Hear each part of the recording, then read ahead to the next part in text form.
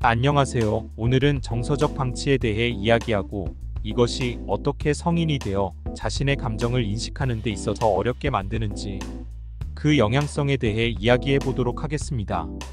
여러분들은 현재 자신의 생활에서 절대적으로 그리고 분명하게 자기의 기술을 개발할 수 있는 방법을 알고 있습니다. 이제 제가 가장 먼저 이야기하고 싶은 것은 기술이 왜 그렇게 중요한지, 그리고 두 번째로 당신이 그것을 놓치고 있는 이유는 무엇인지에 대한 것입니다.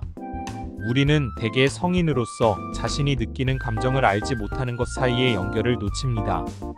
따라서 먼저 감정은 말 그대로 우리 몸에서 전송되는 메시지라는 점을 설명하고 싶습니다.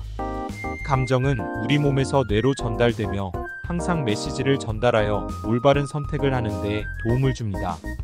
자신을 보호하라고 알려주는 메시지, 자신을 돌보라고 안내하는 메시지와 같이 우리 삶의 많은 부분에서 중요하고 필수적인 기능으로서의 역할을 하는 것입니다. 배고프다라는 감정을 통해 음식을 섭취하게 되는 것처럼 감정이 결정에 큰 역할을 하는 것이죠. 또 분노는 자신을 보호하라고 말하는 신체의 감정입니다. 이것이 바로 감정이 우리에게 매우 중요한 이유입니다. 어린 시절의 정서적 방치는 안타깝게도 신체에서 신체로 이동하도록 의도된 회로의 연결을 끊는 것과 같은 것입니다.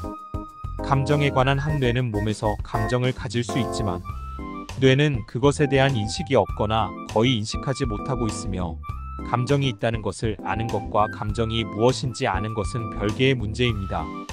감정은 이 모든 것이 어린 시절의 정서적 방치로 인해 일종의 혼란을 겪게 되어 자신의 감정을 인식하지 못하게 되고, 감정을 조율하는 능력이 부족하여 다른 사람의 말만 듣고 그에 따라 행동하게 되는 일이 발생합니다. 인간은 많은 부분에서 감정에 영향을 받습니다.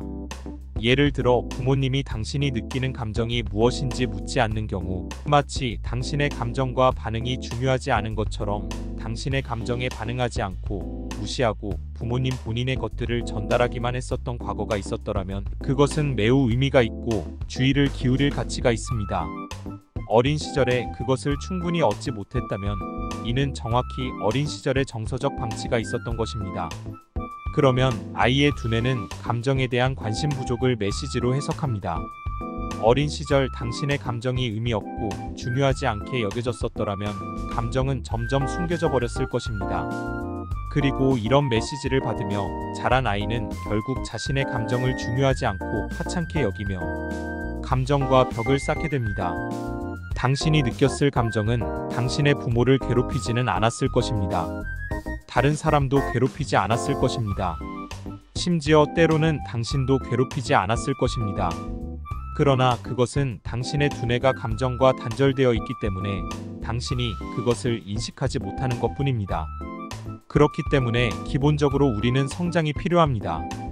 과거 내가 그저 자신의 감정을 쓰레기통에 버린 것과 전혀 다르게 대하는 방법을 배우는 게 필요합니다. 과거 우리는 감정에 대해 잊어버렸고 그것은 중요하지 않았습니다. 우리는 감정이 필요하지 않다고 결정해버렸고 결국 그것을 버렸습니다. 다시는 빛을 볼 수 없다는 마음에서 눈에 띄지 않고 숨겨 자신의 감정을 벽으로 쌓아버렸습니다. 결국 어린 시절 정서적 방치를 받으며 자란 사람들이 자신의 감정을 이 벽처럼 대하는 것으로 인해 큰 어려움을 경험하게 되는 것입니다. 자신이 누구인지에 대한 알려줄 중요한 정보원을 놓치고 있다는 사실을 알았으면 좋겠습니다.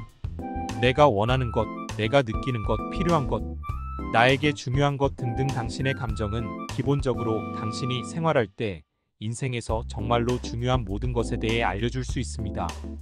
이러한 감정으로부터 다시 연결이 끊어지면 당신은 결국 당신의 가장 깊은 자아로부터 연결이 끊어지게 되며 자신이 누구인지에 대한 가장 개인적이고 생물학적 부분과 표현으로부터 연결이 끊어지게 됩니다. 이것은 큰 손실이며 이런 식으로 단절된 삶을 살아가는 것은 매우 불행한 일입니다. 자신의 가장 깊은 자아에서 내가 정말로 원하는 것이 무엇인지 아는 것과의 접촉을 잃게 됩니다.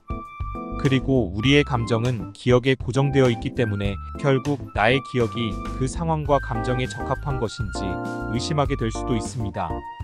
자신의 경험들을 의심하고 자신을 검증하기 위해 다른 사람에게 의존하면 기본적으로 자기 자신에 대한 확실한 근거가 없어지고 자신의 진짜 모습과 단절되어 다른 사람들이 자신이 누구인지, 무엇을 원하는지, 무엇이 필요한지, 무엇이 가장 좋은지 말해주는 사람들에게 휘둘려지게 됩니다.